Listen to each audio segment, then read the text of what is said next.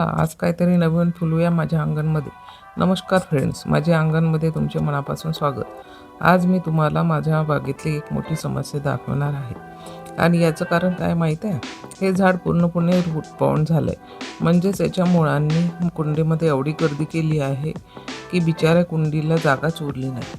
एवढंच नाही, या एकाच कुंडीमध्ये खूप सारे छोटे छोटे याच झाडाचे बेबीसुद्धा उगवले. आज आपण पाहणार आहोत की how to repot a root bound plant, म्हणजेच अशा झाडाला सुरक्षितपणे बाहेर काढून नवीन कुंडीमध्ये कसे शिफ्ट करायचे. चला तर मग आजचा माहितीपूर्ण व्हिडिओ सुरू करूया. सर्वात पहिले आणि महत्त्वाचं काम म्हणजे या फुटलेल्या कुंडीतून झाड सुरक्षितपणे बाहेर काढणे. कुंडी आधीच क्रॅक असल्यामुळे आपल्याला खूप काळजी घ्यावी लागेल, जेणेकरून झाडाच्या मुख्य मुळांना दुखापत होणार नाही. जर कुंडी प्लास्टिकची असेल आणि जास्तच अडकली असेल तर तुम्ही ती कटरने हळूच कापून घेऊ शकता. जर मातीची असेल तर तुम्ही ती कटर ठोकून झाड सैल करा. हे बघा, मी अगदी हळूच हे पूर्ण रूट बॉल बाहेर काढत आहे. तुम्ही पाहू शकता खाली माती कमी आणि फक्त मुळांचं झाडं जास्त दिसत आहे. या स्थितीला आपण रूट बाउंड होणं असं म्हणतो. आता पुढची स्टेप म्हणजे या एकाच कुंडीत जी अनेक छोटी मोठी झाडाची बेबीज उगवली आहे त्यांना एकमेकापासून वेगळं करणं. जेव्हा आपण एकाच कुंडीत खूप दिवस झाड ठेवतो तेव्हा त्याच झाडाची पिल्लू खूप तयार होतात. त्याला पप्स म्हणतात. जर आपण सगळे एकाच कुंडीत ठेवले तर कोणत्याही झाडाची वाढ व्यवस्थित होत नाही, कारण सगळ्यांना पुरेसं पोषण मिळत नाही. म्हणून अगदी हलक्या हाताने मुळांना धक्का न लावता ही झाडं आपल्याला वेगवेगळी करायची आहे. थोडी कोरडी माती बाजूला करा, ज्यामुळे मुरळी सुट्टी व्हायला मदत होईल. हे बघा, मी हे मुख्य झाड आणि त्यासोबत उगवलेली इतर छोटी झाडं वेगवेगळी करीत आहे.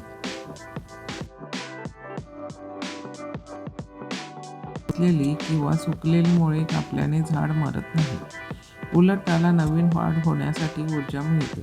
एखादा स्वच्छ कटर किंवा काडी कात्री घेऊन आणि जी मुळे जास्त लांब झाली ती खालून थोडी कट करून घ्या. लक्षात ठेवा, मुख्य पांढरी मुळे सुरक्षित राहिली पाहिजे. अशा प्रकारे रूट ट्रिमिंग केल्यामुळे झाड नवीन कुंडीत लावल्यावर अगदी सहज सेट होईल आणि त्याची ग्रोथ पुन्हा फास्ट होते.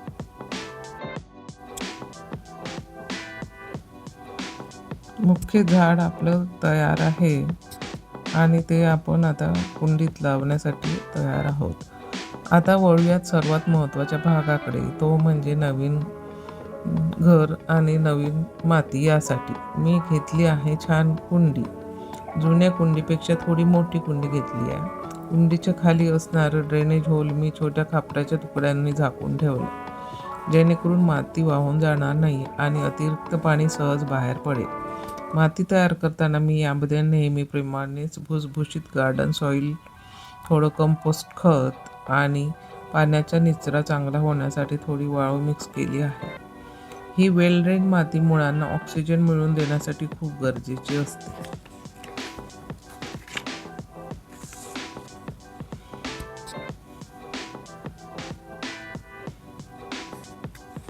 चला, कुंडीत ह्या झाडाचा पानांचा कचरा टाकून घेतला आणि माती भरून घेतली आहे.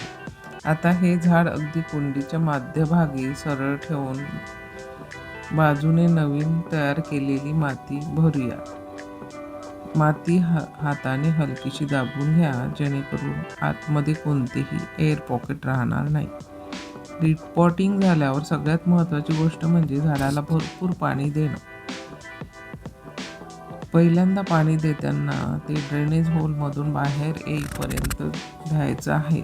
यानंतर 2 ते दिवस हे झाड थोडं सावलीत ठेवा आणि नंतर ते नेहमीसारखं उन्हात ठेवा.